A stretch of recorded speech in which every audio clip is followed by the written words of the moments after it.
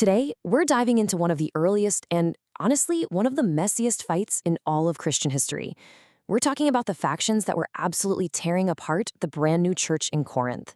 And with a little help from scholars Bruce Winter and Charles Talbot, we're going to crack the code on what was really going on. So this is the big mystery, right?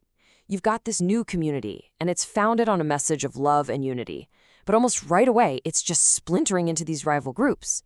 And this wasn't some little disagreement. No, this was a full-blown crisis. Figuring out why is kind of like solving a puzzle.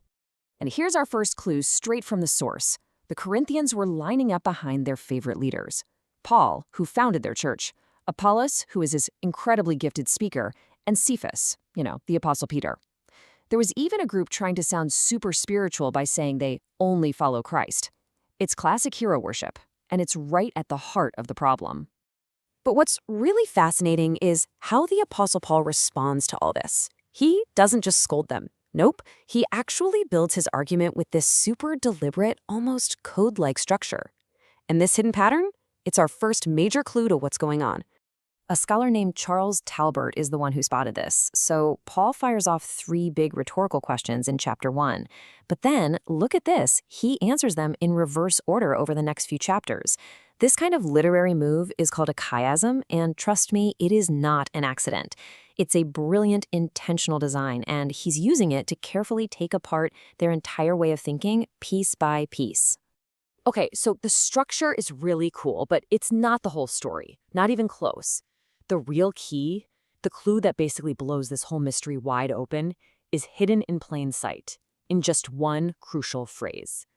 And here it is. This is the smoking gun, as scholar Bruce Winter calls it. Paul accuses them of behaving in a worldly fashion, or, as you see here, like mere humans. This is his diagnosis.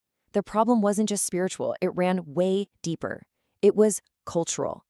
So that begs the question, right? What in the world did it actually mean to act like mere humans in a busy, cutthroat first-century Roman city like Corinth? To get their problem, we have to get their world. You see, in their world, the word disciple had a really specific, secular meaning. It wasn't about salvation or faith, it was all about apprenticeship. You detached yourself to a master teacher, maybe a philosopher or a craftsman, or, most importantly, a public speaker, to learn their skills and get ahead in life. And let me tell you, the world of these teachers, especially the orators, was a total pressure cooker. Public speaking was a competitive sport.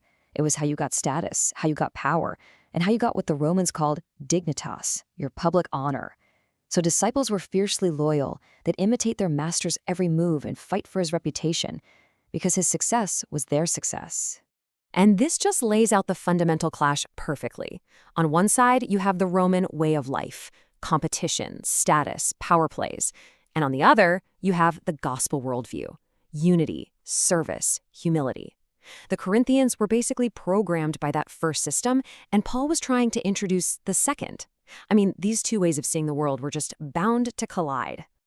So, here's the absolute key insight. The Corinthians weren't being malicious or evil. They were just taking this new Christian message and pouring it into the only cultural mold they'd ever known, that competitive Roman one. They were trying to live out the gospel using the old, broken rules of status and rivalry. So Paul launches this brilliant counteroffensive. He just systematically dismantles their old worldview and replaces it with something totally new. He refocuses their loyalty from men back to Christ. He redefines leaders as servants, not celebrities. He rejects their power games. And, crucially, he replaces their core cultural metaphor. Their default setting, their whole mental model, was the competitive disciple, the apprentice who's fiercely loyal to one master and is in constant competition with everyone else. It was a framework literally built for division. Paul just blows that model up. He replaces it with something completely different, something radical, the family. Because in a healthy family, you don't compete to tear each other down, you work together to build each other up. It's a community of equals, not a pyramid of rivals. And he doesn't just mention this idea in passing, he hammers it home. Paul calls the Corinthians brothers 29 times, 29 in this one letter. And notice what word he never uses. He never once calls them disciples in any of his letters to Roman churches. He knew that word was loaded with all the wrong cultural baggage, so he just threw it out and replaced it. It's kind of like this modern bumper sticker, In one little phrase, it perfectly sums up an entire cultural worldview, one that's all about collecting stuff, materialism, and winning no matter what. It's a crystal clear statement of what matters in that system. But if you really stop and think about it for a second, the whole logic just falls apart. As the scholar Dr. Gary Meadors points out, the real question is, wait, when did dying become winning? That worldview promises victory, but it ends in the one thing we all ultimately lose. Paul was basically doing the same thing, showing the Corinthians how their whole honor and shame culture just didn't make any sense in the end. And that's the power of a worldview. It's the water we all swim in. Most of the time, we're completely unaware of our own cultural programming and how it's shaping our assumptions, our behaviors, and even our beliefs. The Corinthians didn't realize they were wet. They just assumed this competitive, divided way was how the world worked. Which, of course, brings this ancient letter screaming into our world today. It forces us to stop and ask, what's the cultural water that we're swimming in? What's the worldly fashion of our own time?